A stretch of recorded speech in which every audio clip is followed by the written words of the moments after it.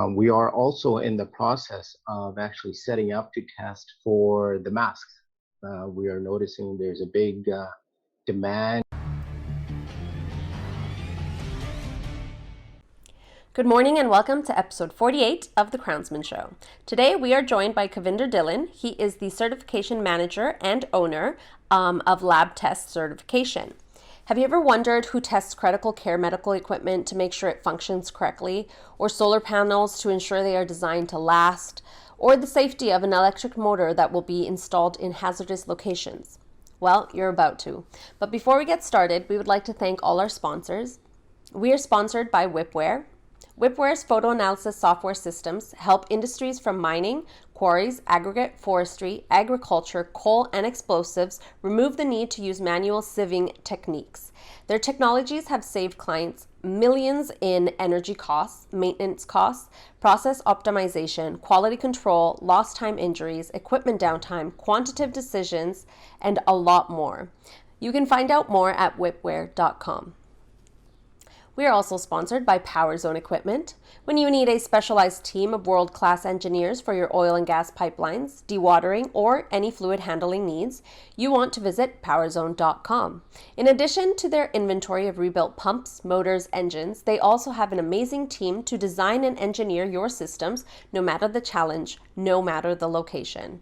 Get in the zone with PowerZone. You can visit them at PowerZone.com. We're also sponsored by Lamson. Lamson International is a third-generation family-owned and operated heavy lift and heavy haul construction company, with branch offices located throughout North America, Canada, and Australia. Lamson International offers conventional crane rental, heavy transportation, project engineering, and customized rigging, steel, and timber mat rental, as well as marine and manufacturing services.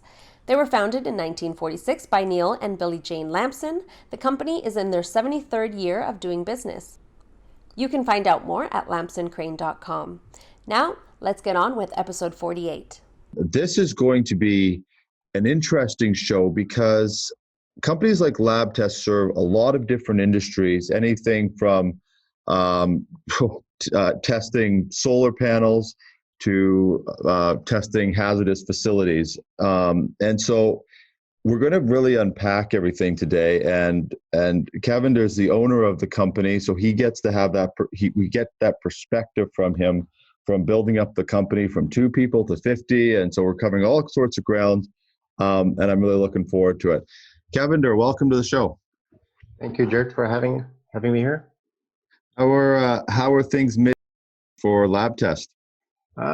It's interesting and a learning experience for all of us. But I guess as people, we all learn to survive, so we're all making it through. But it is a little bit scary for everybody, but we're managing. I was curious, do you do, because you're testing, and I'll give you a chance to give that overview of what the company does. Are you testing medical equipment and everything like that right now? Is that part of the service you're offering? Yeah, part of the services that we do offer is the medical devices. So it be ventilators or X-ray machines or anything as a medical device. We are currently testing those.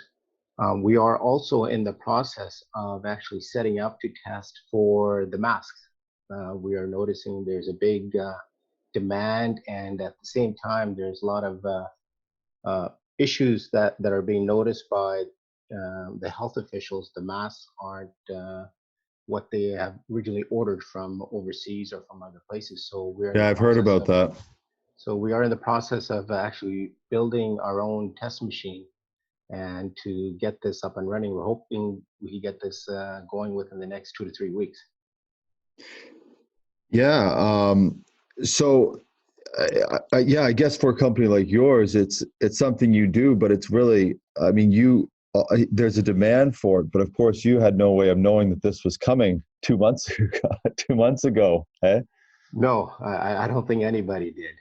No. As I mentioned, the medical devices, the actual, like the X-ray machines or any other device that gets used in a hospital, that was already our regular business stream that we offered. But testing for these PPEs is not something that we were originally set up. But we're noticing there is a backlog or a shortage of trying how we could basically also help in this COVID crisis to society as well. If you were to make a guess, is this a demand that's now going to be new to the industry? I mean, obviously, every year it's not going to be at this scale, but there'll probably be a new quotas and things like that put in place over the next few years, so that companies like yours will have pretty consistent testing that's going to be required. Would that be a fair assumption to make?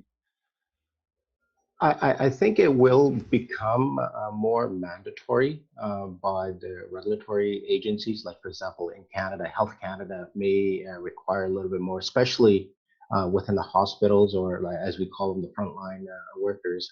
The hospitals, Hmm. they will require, you could say, approved or certified equipment. But as yourself, myself, and the general public, unless they start pushing that, I don't see that happening, because it is a pretty big undertaking. And Yeah, so that you can't can't make everything mandatory for everybody. But right. we're also noticing people themselves, like yourself and myself, uh, when we go out, say we go out to buy a mask, we don't want to just buy any piece of cloth and put that over our mouth. We want to see, okay, you know what? Hey, this one's already been approved, or this one's good. Let's look at this. Hmm.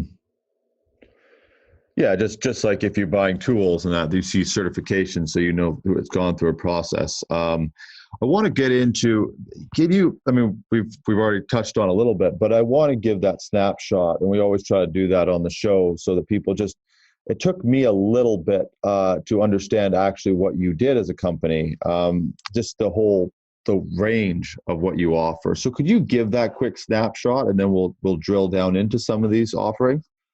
Well, we're a fairly small company, but the size fools a lot of people. But we are pretty diverse in the different industries that we are servicing. Hmm. Electrical is one. As you know, electrical itself can be divided into so many different other substreams.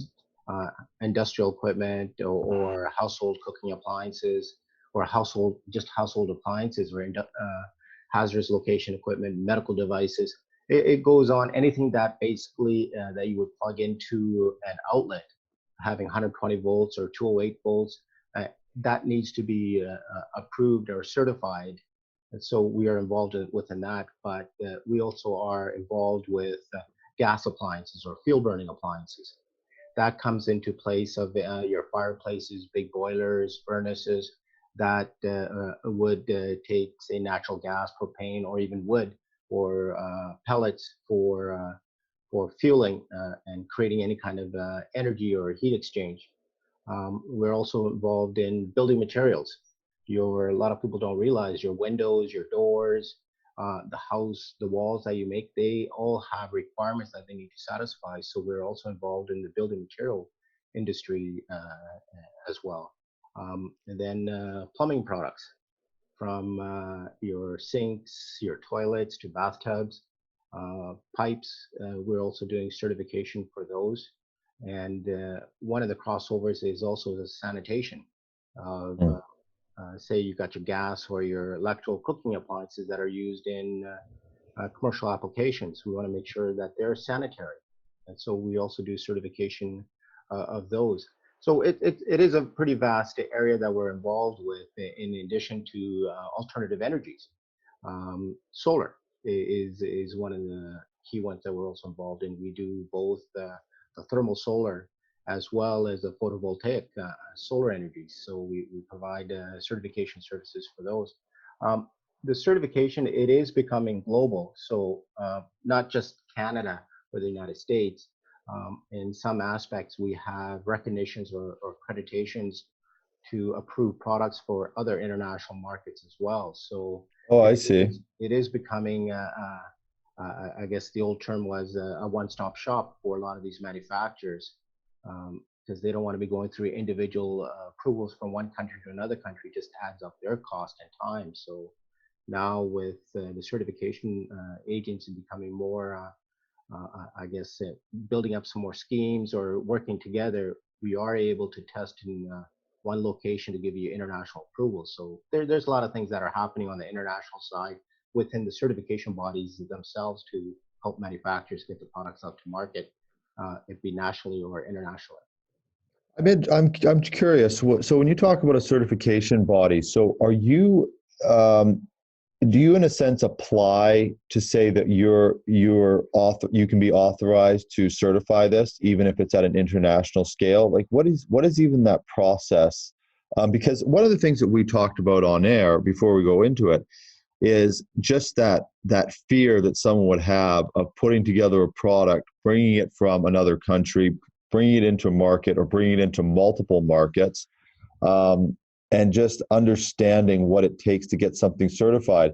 I know from my perspective, when I started talking to you, I was thinking of it as a very daunting task. You don't look at it quite as well. Of course, you're involved in it, so you know that process. So is it as hard as people would think it is to get a product? You find it a window maker or a furniture maker or even something hazardous that needs to be brought into the market. How difficult is it to get certified in like a Canadian market? Well, having been involved in this industry for, I guess I could say, it looks very simple to me. But Mm-hmm. we've also noticed, talking to a lot of our manufacturers, there's that fear. It's the old saying, the fear of the unknown. Um, Mm.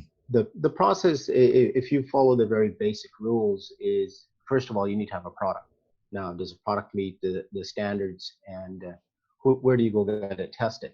So I'll just back up a little bit, because as one of the items you make, us as a certification body, we go through quite a bit of a rigorous audits ourselves. We get audited to make sure that the stuff that we are actually testing and evaluating is up to standard, and it is equivalent with our other counterparts.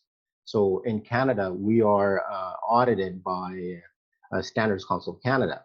So Mm. ourselves and other competitors. So we have one body that overlooks everything to make sure we are doing our job properly. And then in Canada, we have our national standards. So we all test to the same standard. So the product, you go to us or one of our other competitors, it will need to meet the same standard. So there's no differences in that aspect. So it's the same standard that applies for that specific product. Now, what for a manufacturer, one of the things I've always suggested to them is it is best to sit down with the certification body and have an open discussion. What is your product? At the same time, not just the product for your short-term application. Have a 2-3 year plan. Okay, you make this widget. Okay, not just for Canada. Where do you want to do with this widget? You want to go into the United States? You want to go to Europe? You want to go to Asia? You have a Mm-hmm. plan or a strategy, or if we're open with the certification body, they will basically work with you to let you know what, if we use this route, this will basically get your first stage and second stage. That way you could basically piggyback on some of the other approvals you're doing. That helps Mm. putting together a forecasting plan and a path for you. We have seen a lot of clients will come to us, they have great products, and they say, we want this approved. Um, Being an independent third body, that's our mandate. We will test a product, whatever you tell us, and that's it. We're done. We will test it, and we'll give you the certification. And 2 months later, you will say, "Oh, okay, now I need it approved for this country over here now." We will go through the whole process again. But if we were to have that sit-down meeting in the beginning and look at and work as a partnership with them, and then we could have had all this done in the first stages, and that would have saved the redundant testing cost and the redundant testing time. So it's a communication. So one of the things I would suggest, if anybody is into is manufacturing a product or wants to go through the certification, take the 5 minutes. Just have a call with your certification body and give them what your intentions are for the short term and the long term. We do get when we're talking to clients, they will say, you know what, we want certification for the world. And jokingly, we laugh with them. That's like, okay, you might as well just give us a blank check and we'll do it for you. Look at a 2 to 3 year plan. And if we basically work within those, then you will be on your way for a global approval. So the world is a big place, but you need to work in stages. So we will work with you in stages. So it's best to sit down in the beginning and set up this stage. Now, that's the biggest thing I would tell any manufacturer, anybody who wishes to go through certification. That's very interesting you say that, because I mean, I couldn't even begin to count the time people have, I went to startup events or things like that, and they have new product. And I always wonder, how do these big companies get products into the market so efficiently?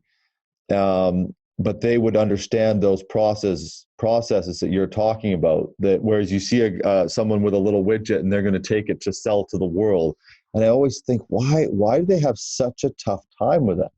But that's probably a major hurdle that a lot of people just are not realizing what they're going to have to go through. And if they don't do it in the proper stages, they're just going to it's going to be very costly over time, because they didn't have those stages that they needed to carry out. Yeah, you are correct in that. When that's pretty much a lot of those manufacturers, they're just jumping in with both feet. So it's better. Mm-hmm. It's to have a plan, as we all learn.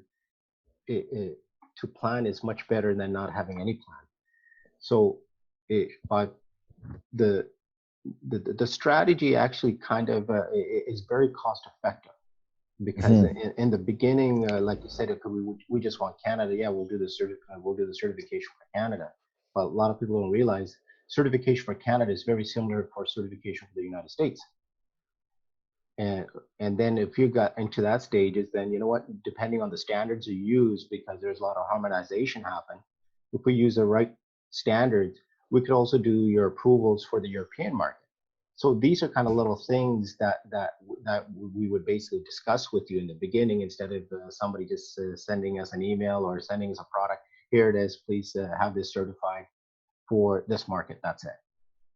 Yeah. It- I wanted to talk about, and I want to drill down into one of the specific products, because I find it so interesting. The hazardous location testing, that's very interesting. Of course, now after we did our pre-interview, I was walking around and I'm looking at all these places. I'm thinking, I wonder if that would be considered a hazardous.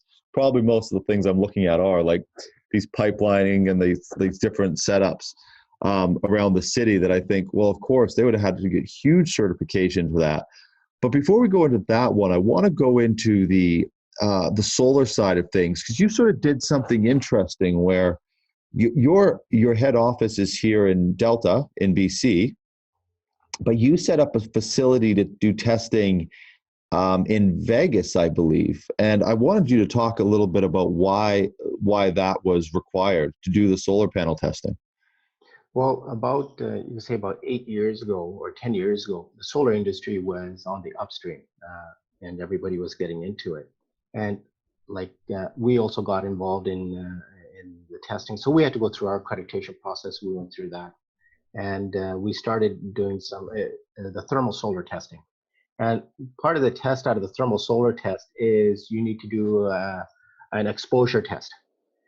And living in Vancouver, the wonderful weather that we do have in Vancouver, for I guess joke and run in for 2 months in the summertime, it's great. But the other time, it's pretty great.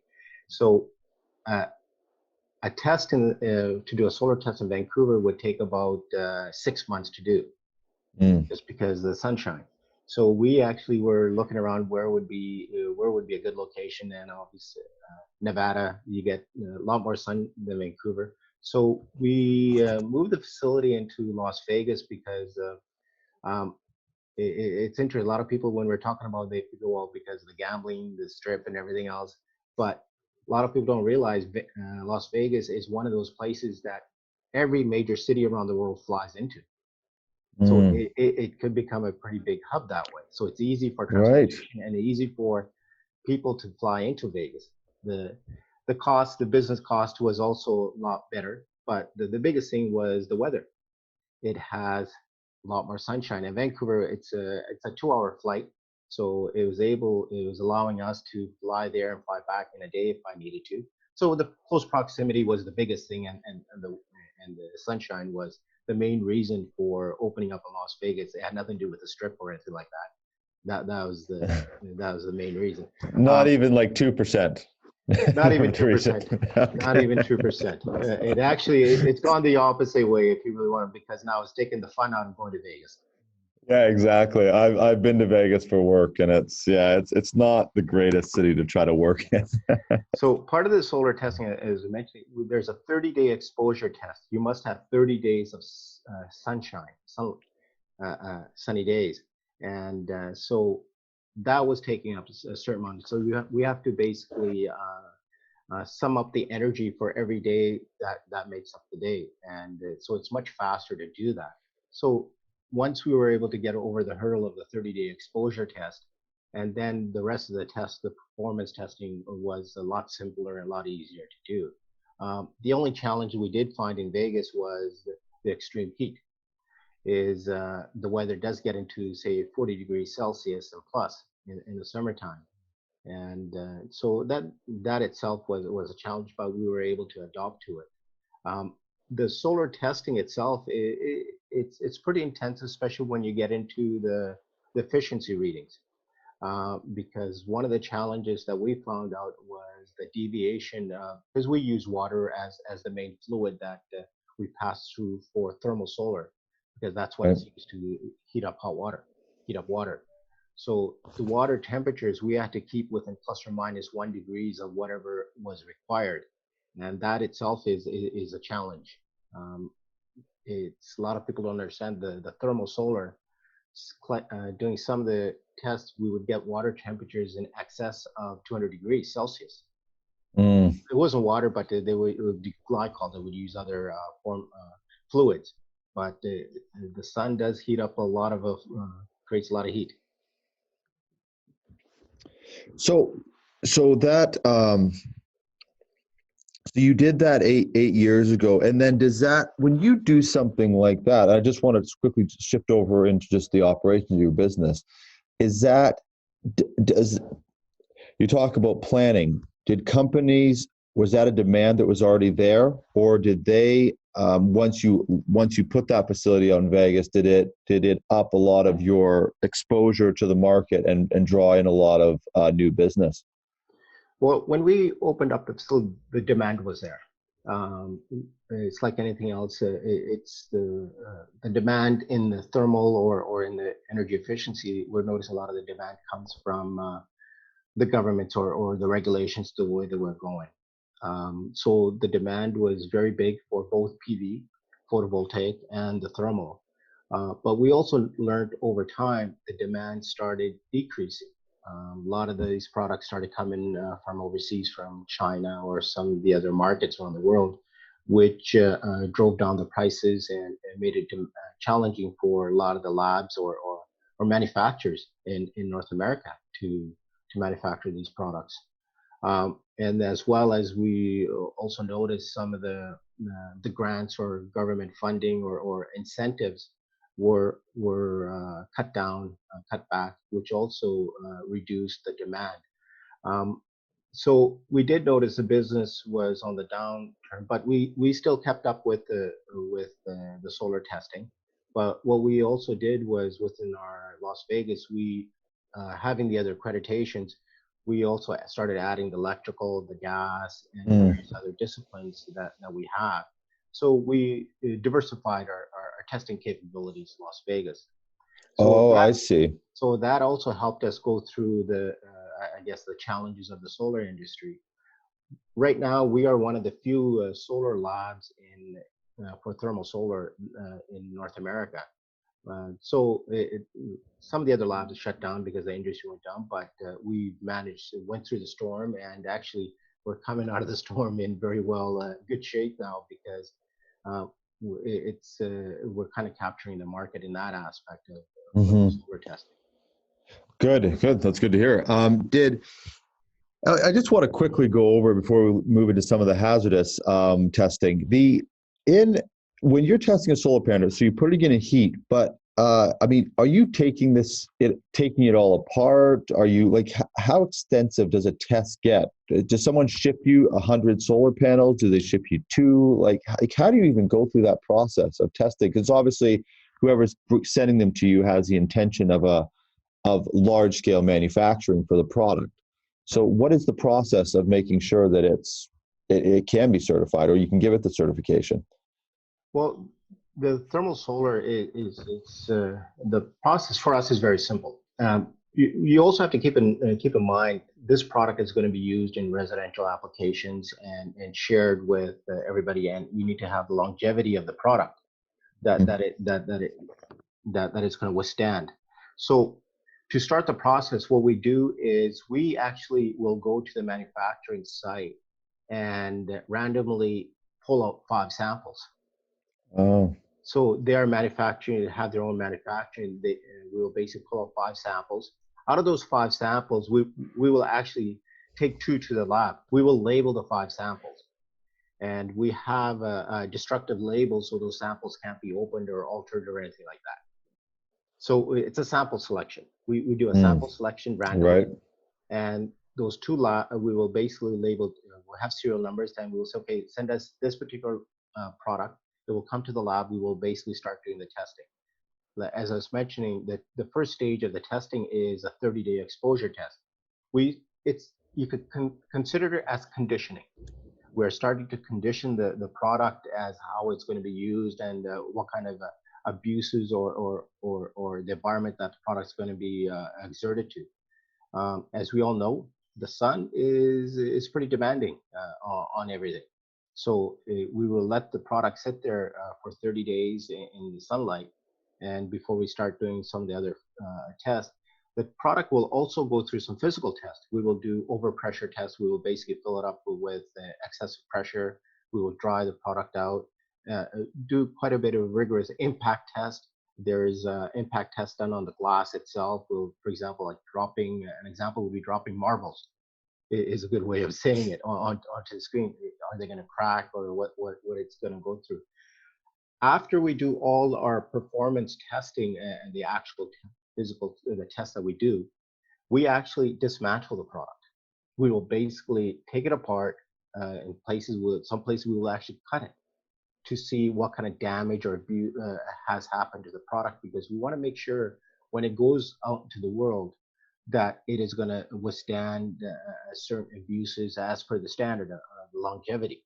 That we don't want to just to test a product goes out, then after a month or 2 months, that's it stops working, or it rusts out, or other things happen. So there is some physical evaluations, checks we do after we do all the tests, as we basically cut into the product and see what damages have happened.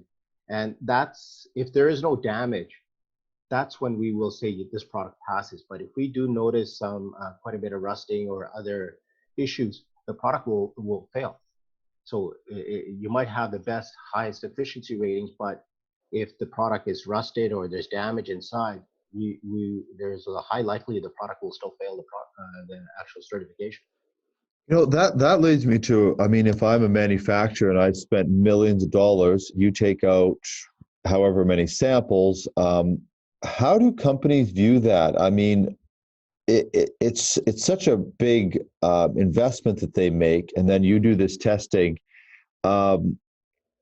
Where do I mean, is there a general way that companies approach it, or I mean, or is it? Do you think they lean towards wanting to get it pushed out there, or most companies pretty vigorous in wanting to make sure that it's strong, it's a good product before they go out into the market? I mean, obviously every company is different, but in general, how do the companies honestly approach it? Well, in general, every company wants to have a good product going out to the marketplace, because that's what really represents them. It's their brand, is their product. That's what people see, and that's what sells more. So they do worry about what is out in the marketplace. It is a big challenge. It's a big investment. A lot of the companies see the standards that we test to. We look. You got to consider these are the bare industry set bare minimum. This is the bare Oh, minimum we okay. need to comply with. We have clients that we work with. Yeah, they go way beyond the bare minimum. Say if we're basically testing a product to, for example, say minus 20 degrees. It's just random. They may test a product to minus 40 degrees. Mm. They want to basically make sure their product goes beyond what is required. We are only testing to the bare minimum industry set requirements. I see. So And they've done all their own testing, kind of like Ford building a car, and they go out and take it out onto wherever, onto lakes and mountains, and beat it up, and then they take it for the minimum testing to a certification company. Correct. And that's Right. part of that's one of the business that we do in some aspects. We have clients who will come in just do R&D testing. Mm. And because they know it is still a challenge to go through our certification route, but they will come in, do the R&D test and see how they're coming along, and they break it up in stages. So that Right. also helps them a great deal in basically saving time and saving money as well, because if you wait for the last minute, here's a product, you send it to the lab, you have no idea. But if you're doing some certain stage testing, 1, 2, 3, you know how it's going to be behaving. Are most companies up on that, or do you still run into a lot of companies that don't, do they actually do their sort of bare minimum testing, manufacture the product, and then bring it to you and it fails? Like, does that happen very often, or do most companies pretty heads up about doing it in stages, maybe working with you to do the R&D, over testing on their end, or do most companies get it right, or are there a lot of companies that don't? Well, it goes both ways. The companies that are the big companies that are always manufacturing, they know this is actually the faster and the cheaper way of doing R&D Mm-hmm. testing internally or externally, getting to the R&D testing. You do have to keep in mind, even those companies that do their own R&D testing stage, they still, there's many times that they will still get non-compliances when they go through our testing. Mm. That still happens as well, because sometimes we have sequences. You have to go through the same product or same unit has to have all the tests done on the same sequence. So there's a lot of things that when you read the standard in detail, that's our professional part of it, is reading the standard, going through the stages and how the tests are originally set up.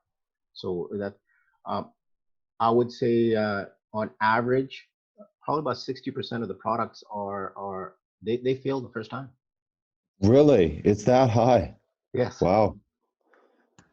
Wow. And if So, wow, I didn't expect it to be that high. Wow. and if you are basically just and if you've never gone through this and you just send in for certification, there is a lot very high likelihood that there will be some issues. Yeah. But like you said, it's going to save people a lot of money. And if they go out to the market and then it gets returned, or one of your toaster starts a fire, you got a much bigger issue than than having to recertify it, I suppose, right? Yeah. Well, one of the things uh, it's more of a clarity. A lot of people, when they say, you know what, this product's been certified, it has this certification mark on, it's already gone through this, that the product it's safe. It's we No certification agency will ever come out and say this product is ultimately safe. What we do is we test a product to the industry set minimum criteria. Right. That criteria level could go up or could go down depending on whatever the committee who prepared the standard. We are meeting the same criteria. It's a standard. Standard, I guess, another definition of a standard is equality for everybody. So Mm-hmm. we want to Right. make sure the level is the same. Some manufacturers they will have set a higher limit, so sometimes they'll ask us to go to a higher criteria. But for us to certify a product, as long as it meets the minimum criteria, we will basically certify the product. So Uh, saying a product is ultimately safe is not I guess the correct way of saying. What we do say, the product meets the minimum criteria of the standard. Right. No, that makes sense. I want to move on to this hazardous locations, and I'm just biased because personally I find it quite interesting. Is uh, Tell us what a hazardous location is. I mean, I can probably think of a few off the top of my head, but there's probably a few that I wouldn't think of as hazardous locations off the top. So, can you throw out a few so we get an idea of what that would cover? Well, in layman's term, I guess you could consider any location inside or outside that has a potential to ignite a flammable dust, vapor, gas, or create any kind of explosive environment. So it could be in an oil refinery. It could be your wheat barn. It could be your wood shop that you have a lot of dust flying around. Those are also considered hazardous location. A gas station. So it's an environment that is created, that can be created, that has a potential to ignite a flammable dust, gas, or a vapor. That's basically in a nutshell what the definition is. So Do you work in a specific, is there a one that you sort of specialize in, or is it pretty across the board what lab tests will do? what we do is we will evaluate the product, the equipment itself, and to when we say the product it meets the requirements of hazardous location, or EX is the international, I guess, the way it's generically they say it, explosive atmospheres. The equipment that we evaluate, we will want to make sure that it is not going to ignite that gas or that dust. So we will basically go through the sequence of that. For example, explosion-proof enclosures is probably the most widely used method of protection, or equipment rating. What that is, say, for example, you have a motor.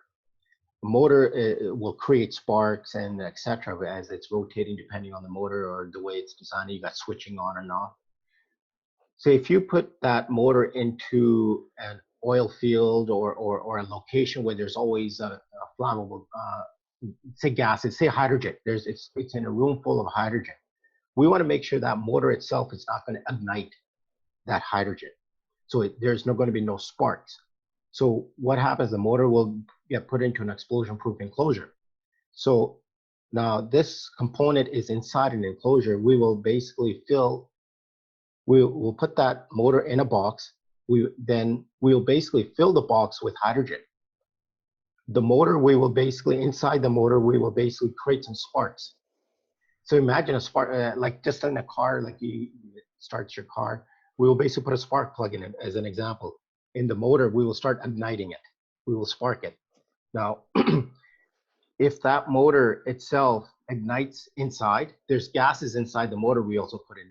We'll put in the hydrogen inside the motor, and we'll put the hydrogen inside the bigger box as well. So if the motor itself, the spark ignites, and obviously it's going to ignite, the hydrogen is basically going to catch fire.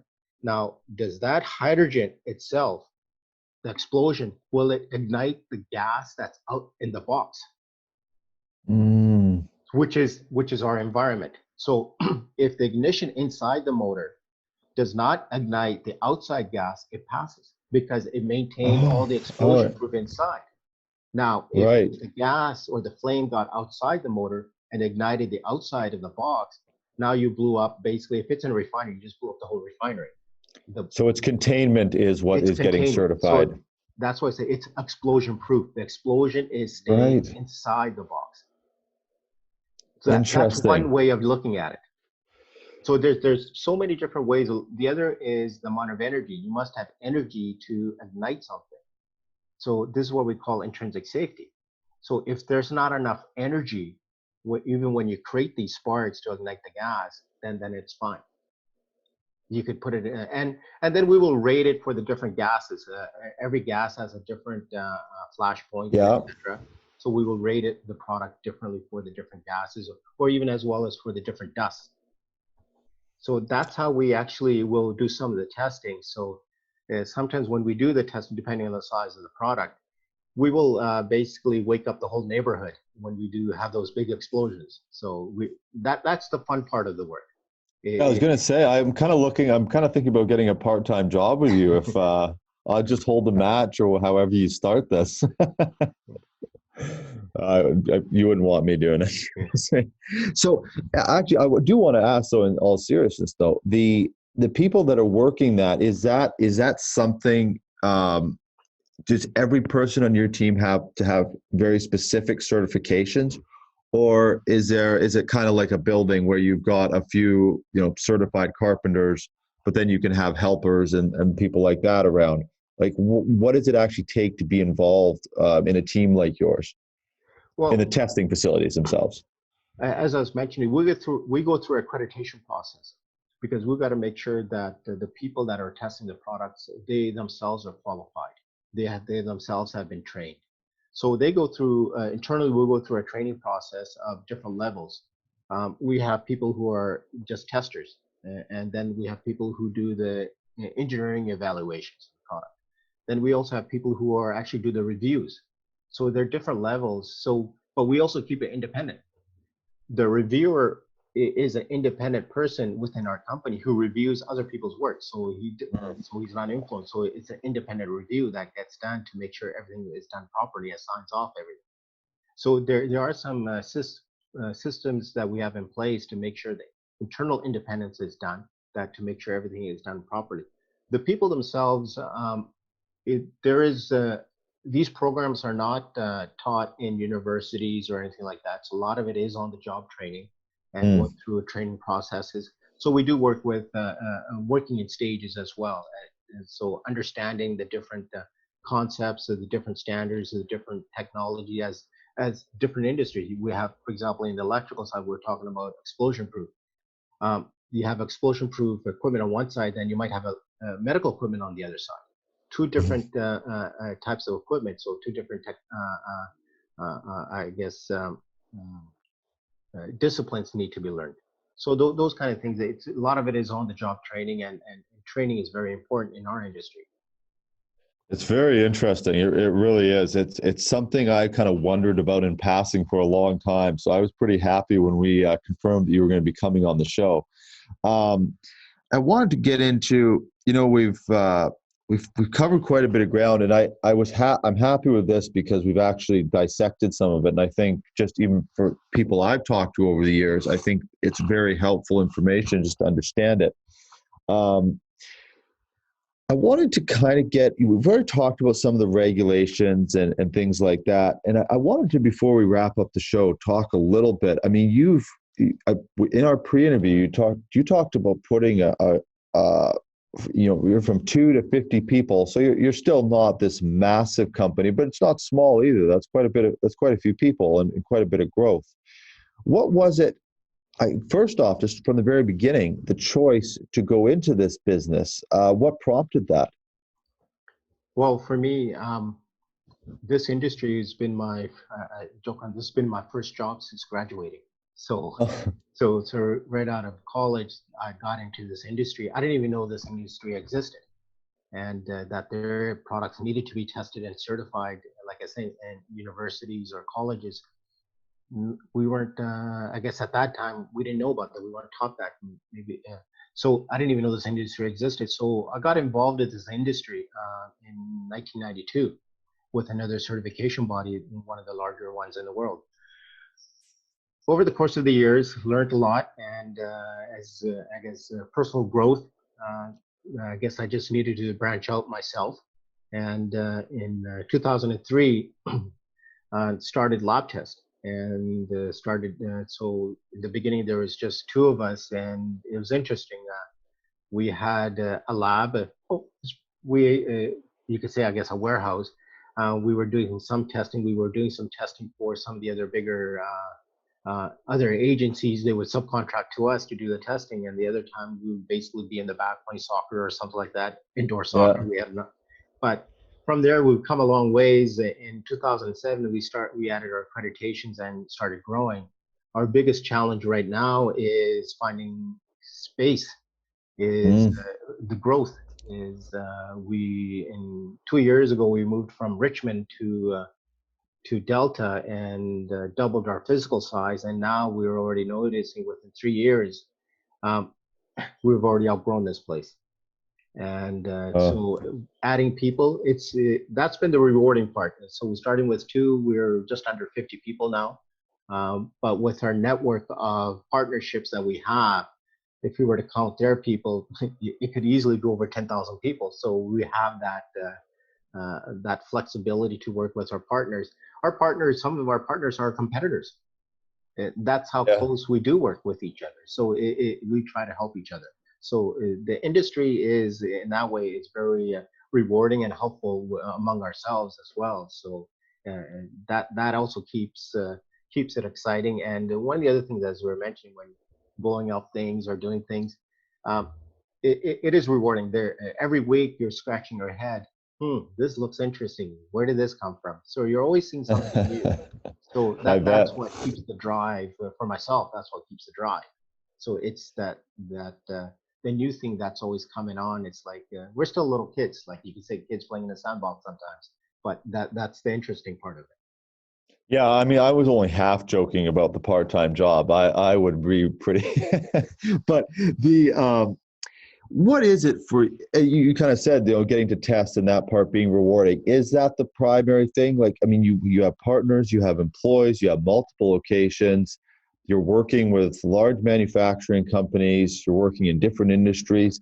Is there sort of a part of it that you really are drawn to? Do you like the leadership part? Some people are drawn to different things. What is it for you to run a company like this? It there's two parts there. There's the business aspect of it. You got to look at, and as a business owner, your responsibility is the key responsibility is always your staff, your employees. Hmm. That is your strength. That is your family. So from day one, we considered our business as we're growing. It's a family business. We kept everybody has equal say. Myself, I could say I'm the president, but anybody who starts brand new has the equal say to come up with ideas and everything else. We do have our general meetings, and we've kept a very flat structure, and that's helped us a great deal. Is to keep everybody equal. So that's been our strength. To grow is having everybody have equal say in what goes on, what goes wrong. There are times I have people coming to me and say, Kavinder, no, that's wrong. We shouldn't do that. And they are right. And so I have to be able to listen to them as well. Is you know what? It doesn't always have to be my way. I have to be able to listen to what is happening, and sometimes they know better than I do, and I have to be able to admit that. And we're very open about that. Personally, the challenge, what I like about this, I was mentioning, it's when you get especially the smaller companies, somebody who's starting out, the young entrepreneurs, working with them, and I try to get involved with it as much as I try, because sometimes overstep my boundaries, poking my, hey, can I learn about this or come into this?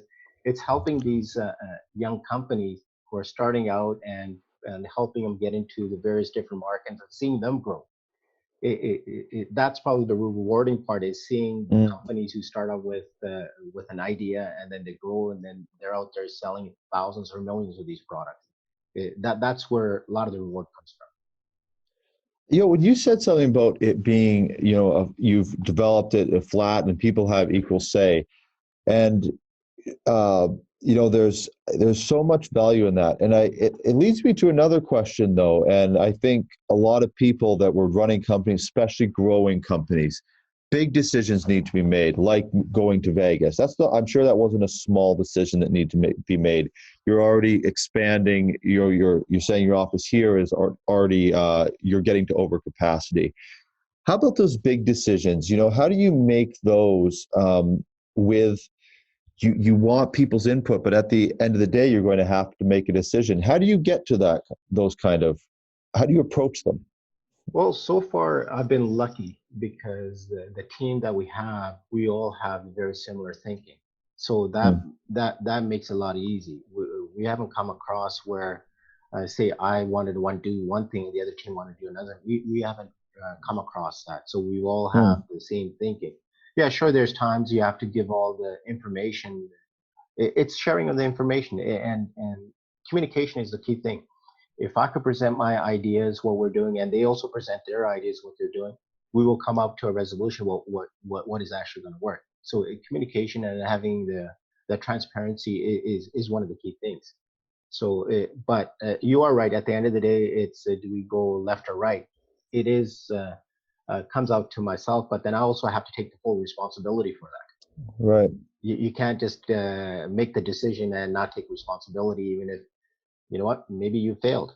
Okay, we failed, at least we try. And that's one of the things that the company itself, we know is like, until you try something, you're not going to know. And Hmm. I joke around with the people, how many times did Edison make the light bulb? It wasn't just once. How many times did he fail? So Yeah, that's very you true. have to try, and you learn from your mistakes. So um, what I've told people within our company is, making mistakes is fine. That's normal. The only two things: don't kill anybody and don't put me in jail. We're allowed to make mistakes. If it's just money, that's fine. We'll deal with the money part. That's why you won't hire me part time, because I'll light the match in too many spots. Um, Kavinder, I'm really happy you came on the show. It's one of those topics that I know is helpful for people. A lot of we see the people that watch our show. We can see the industries, and in them, Google maybe collects too much information. I don't know, but but we do see who watches, and I know there's going to be people that they're just going to find it really helpful. And I just wanted to clarify on the industrial side, like heavy equipment, or like machines in the mining or energy sector. Do you get into that kind of testing as well? We don't need to spend much time on it as we wrap up. I just wanted to clarify if you get into that bigger set stuff, just for the people that watch from that sector. Yeah, yes, we do. Energy efficiency, we do work for the Energy Star or the NRCan for our energy Okay. efficiency criteria for Canada. So we're involved with that. We're also involved in industrial equipment, heavy industrial equipment. Eh, We're working with an example would be right now we have a client out of Canada who wishes to export trucks into Russia. So we're working with Oh, them. So it's a pretty wide area of products that we get into, like I was saying, electrical products or industrial products. It could be a small product or it could be a very large product. So we do get into that quite a bit. okay. Okay, good. That's probably an interesting project right there. The ones getting to Russia. After, we'll have to get you back on again, and you'll have to walk us through that actual process. Maybe get them on to talk about it as well. It'd be interesting. Kavinder, thank you very much for coming on the show. I'm going to do a quick sign off here. I hope you enjoyed yourself, and yeah, hopefully we'll get you back on. Okay, thank you. Thank you so much, and have a good day and stay healthy. Okay, thank you. You too. Okay. Thank you everybody for watching. That's another episode of the Crownsman Show. Please keep watching. Gowdy will do the sign off to ways you can sponsor, support, possibly join the show. It's great to have the fans that we do that watch every single week. And thank you again, Kavinder, for coming on. It was great to have him and talk about LabTest certification. Thank you. See you on the next episode. Thank you for watching. Please remember to subscribe on YouTube and follow us on Facebook and LinkedIn. You can also listen to the show wherever you get your podcasts. And if you're a dedicated fan and would like to help support the production of The Crownsman Show, then please head on over to crownsman.com/donations. We have actually set up 2 initial donation options, the $5 monthly subscription option and the Support Heavy Industry one-time donation. These are all through PayPal. Again, that is crownsman.com/donations. Thank you so much for your support, and we'll see you on the next episode.